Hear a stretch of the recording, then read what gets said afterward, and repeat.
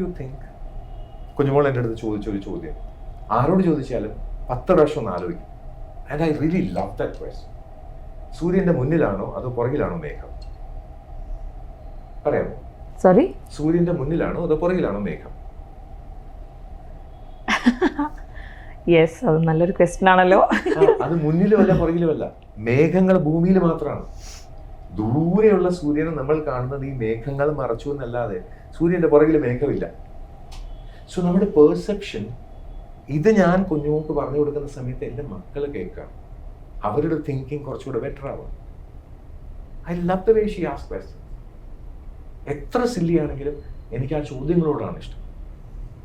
എവിടെയോ സിദ്ധാർത്ഥ് ശിവ എടുത്ത 101 ചോദ്യങ്ങൾ എന്നുള്ള ആ ബുക്കിന്റെ കോൺസെപ്റ്റ് എൻ്റെ ലൈഫിൽ ഡെയിലി പ്രാക്ടീസ് ആയിട്ടാണ് എനിക്ക് കാണുന്നത്.